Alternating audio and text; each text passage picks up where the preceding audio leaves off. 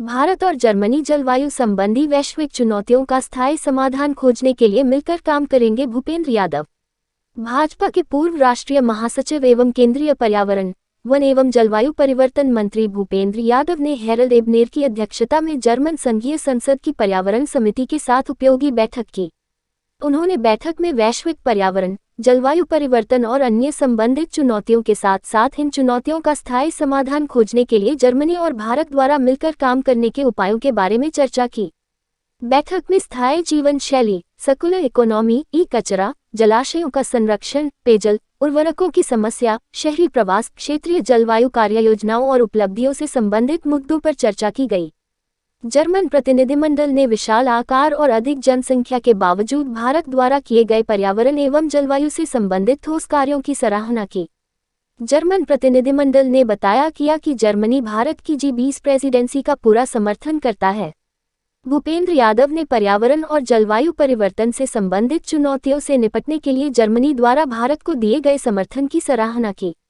उन्होंने गंगा संरक्षण में जर्मनी के समर्थन की प्रशंसा करते हुए कहा कि भारत और जर्मनी को वैश्विक पर्यावरण चुनौतियों से निपटने के लिए मिलकर काम करना चाहिए। उन्होंने इस बात पर प्रकाश डाला कि भारत प्रधानमंत्री नरेंद्र मोदी जी के नेतृत्व में घरेलू और वैश्विक स्तर पर जलवायु को लेकर कई ठोस कार्रवाई कर रहा है। इनमें NCAP, जैव ईंधन कल्याण योजना, अमृत सरोवर, आरी का 500 गीगावाट लक्ष्य आदि शामिल हैं। उन्होंने कहा कि भारत हमेशा समाधान का हिस्सा बनने का प्रयास करता है, न कि समस्या का हिस्सा। भूपेंद्र यादव ने ISA, CDRI और LEAD-IT जैसी वैश्विक पहलों का नेतृत्व करके जलवायु परिवर्तन से जुड़ी समस्याओं का समाधान करने के लिए भारत की वैश्विक प्रतिबद्धता के बारे में विस्तार से बताया और उन्होंने ISA में शामिल होने के लिए जर्मनी को विशेष रूप से धन्यवाद दिया। उन्होंने सचेत खपत और सर्कुलर इकोनॉमी की आवश्यकता पर जोर देते हुए कहा कि भारत 3 पहलुओं कानूनी क्षमता और बाजार अर्थव्यवस्था से सर्कुलर इकोनॉमी को बढ़ावा दे रहा है।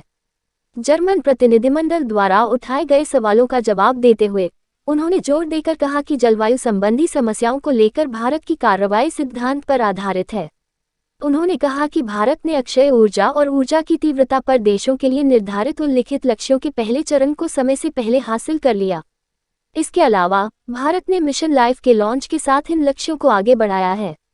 बैठक का समापन करते हुए दोनों पक्षों ने पर्यावरण और जलवायु पर भारत जर्मन द्विपक्षीय सहयोग के योगदान को महत्वपूर्ण बताया और इसे और मजबूत करने के लिए सहमति व्यक्त की। साथ ही दोनों देशों भारत और जर्मनी द्वारा जलाशयों के संरक्षण, सर्कुलर